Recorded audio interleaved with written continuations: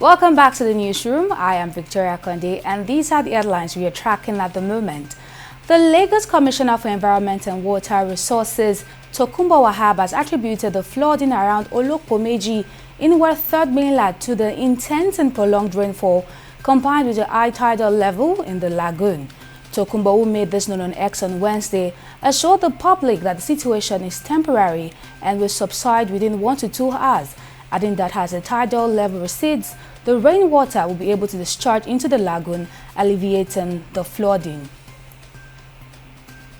Then senators from the southeast region of Nigeria have convened a meeting with the Attorney General of the Federation, Minister of Justice Lateef Fagbemi, to demand the release of the detained leader of the indigenous people of Biafra, IPOB, Nnamdi Kanu.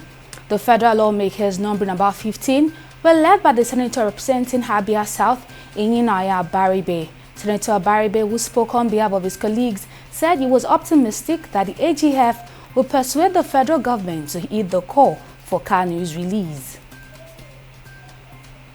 Now, the Kano State House of Assembly has described as fake speculations that it has not reopened for plenary over security emanating from the recurring Emirate tussle issues. The spokesperson to the Speaker, Kamaluddin Shawai, told journalists on Wednesday that the viral news is simply fake and baseless, and he urged the good people of the state to disregard such reports. And the two-day performance appraisal workshop on the legal framework on parole and the administration of criminal justice law in Nigeria has been concluded on Wednesday in Katsina State, with stakeholders seeking effective implementation of the parole system.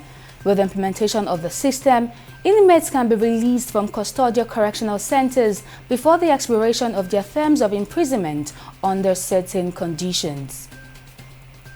And on business, as concerns mount over the lack of domestic crude oil to the Dangote Petroleum Refinery and other indigenous refiners, the Independent Petroleum Producers Group has called on President Bola Tinubu to consider declaring a state of emergency on crude oil production in Nigeria following the lingering crisis associated with this. The oil producers also expressed fears that the 2024 budget might be implemented partially due to the low production of crude oil in Nigeria lately. And on the foreign scene, South Africa's unity government under President Cyril Ramaphosa has begun being sworn in during a televised ceremony in Cape Town on Wednesday, following weeks of coalition haggling. Ahead of the 32 ministers making up the cabinet, Paul Mashatile, who has been reappointed deputy president, was the first to take his oath. And finally on sports, head coach Randy Waldrum has picked captain Rasheedat Ajibade, goalkeeper Chiamaka Nnadozie, defender Osinachi, forward Asisat Oshoala, and 14 other players in the Super Falcons finalists for this year's Women's Olympic Football Tournament in France. The 9-time African champions, Nigeria, who are making their first appearance at the Women's Olympic Football Tournament for the first time since 2008 in China, will tackle Brazil, Spain, and Japan in that order at this year's tournament.